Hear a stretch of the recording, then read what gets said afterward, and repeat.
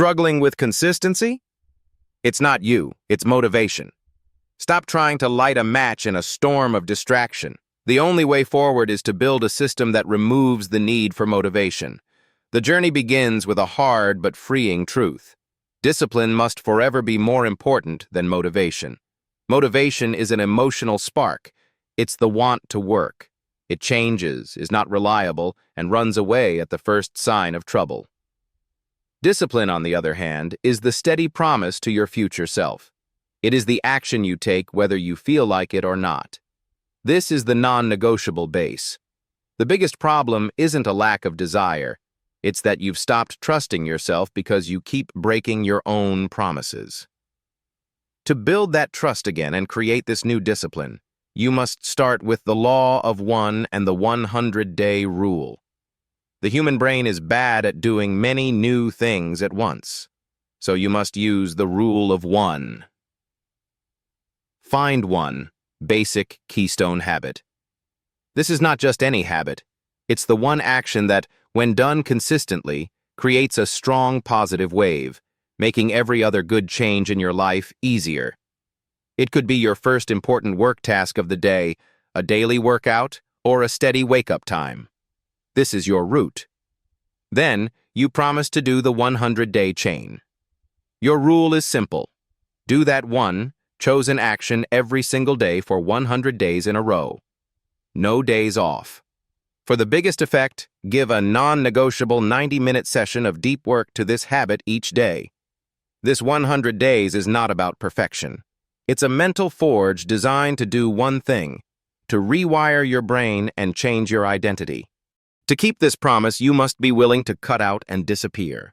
You must aggressively cut out non-essential things, too much social media, endless meetings, small tasks. To build something new and big, you must be willing to put all your energy inward, to for a short time disappear from the noise and focus only on keeping that streak.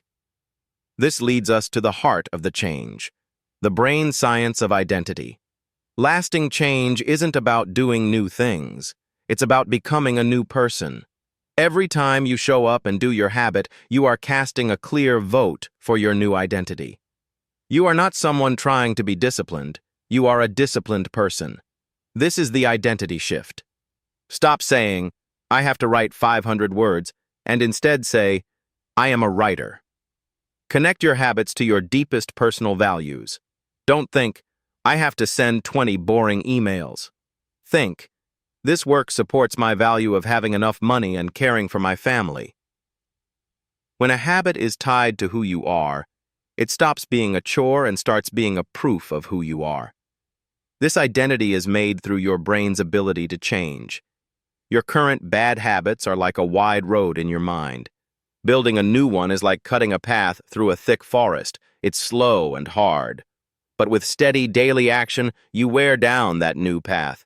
You use the brain's power to rewire itself until the new, disciplined pathway becomes the easier, more automatic road to take. To make this rewiring sure, you must build the Unbreakable framework. Systems over goals. Goals are just directions. Systems are the vehicle. The goal of an unbreakable system is the total removal of choice and talk. This is the Guji approach.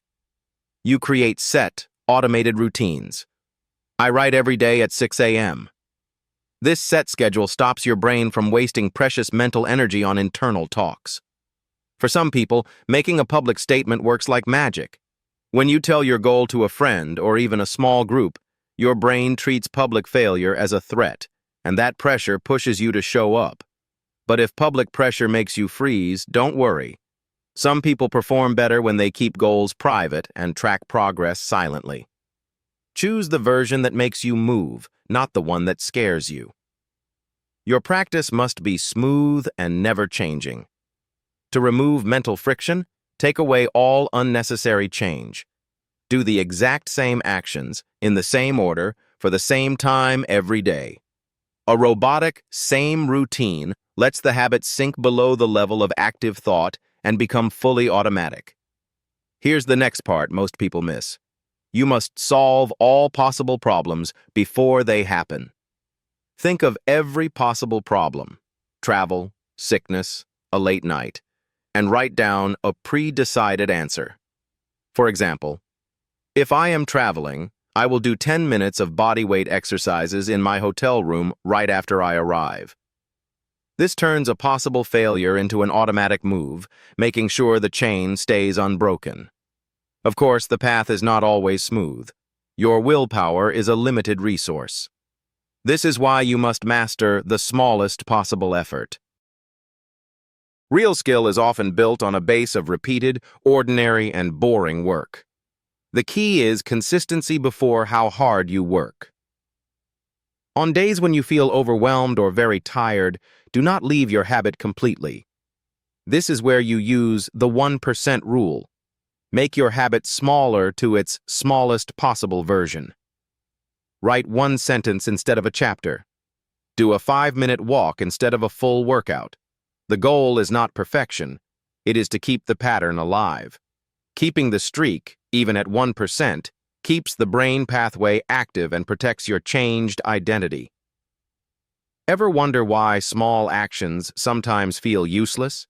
This is shown perfectly by the bamboo tree story. A bamboo tree shows no visible growth for years, all while building a huge, unseen root system underground. Then, in a few weeks, it shoots upwards. Your small effort days are building that root system. Your most important measure, therefore, is not perfection, but your comeback speed. Consistency is not about never making a mistake. It's about how fast you get back on the path. Never let yourself miss more than 2 days in a row. This rule makes your new identity stronger without being punishing. Success is defined by your speed of forgiving yourself and promising again. Get ready for failure by changing your routines. To make this work, you must be prepared for days when you have zero energy. The solution is to change your routines in advance. Create 3 distinct effort levels for your habit, each one matching the energy you have available that day. This is how you beat a bad day before it happens. The 3 levels of your habit. Best days, your full effort. This is your full, ideal routine, whatever length you decide. You're feeling fantastic and ready to execute the full plan. Low energy days, a smaller, real version. This is a substantial version of the habit, maybe 1/3 of your full routine. It keeps the quality high without requiring your absolute best. Off days, the absolute smallest possible effort. This is the minimum viable effort to keep the habit chain unbroken, even if it's just 5 to 10 minutes. The golden rule. Mark it. Done.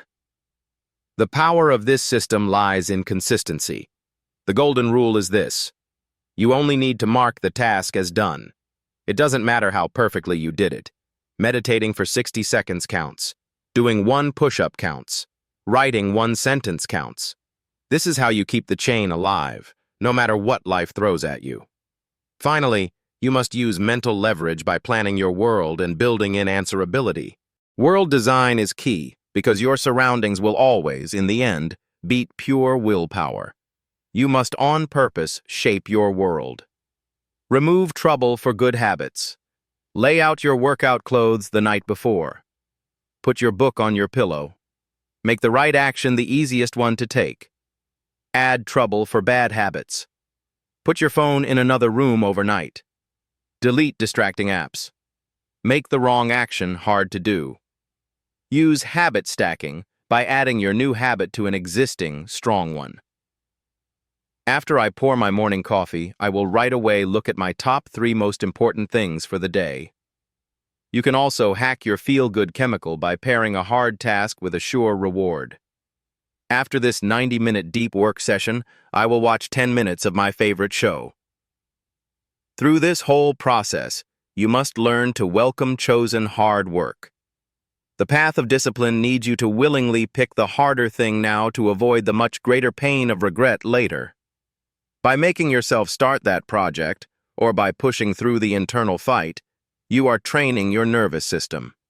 You are teaching yourself that doing the difficult thing today, step by step, removes the future pain of mess, unused potential, and self-betrayal. That internal fight you feel? It's not your enemy. It is the clearest sign that growth is near. Push through it. So this is the new architecture. It's not about fighting yourself with pure willpower. It's about building a system so smart and so in line with human thinking that consistency becomes your normal state. You change from being a motivational sprinter to a systems engineer. You stop waiting to feel like a disciplined person and start building the life that makes you one. You lay one brick every single day with robotic exactness.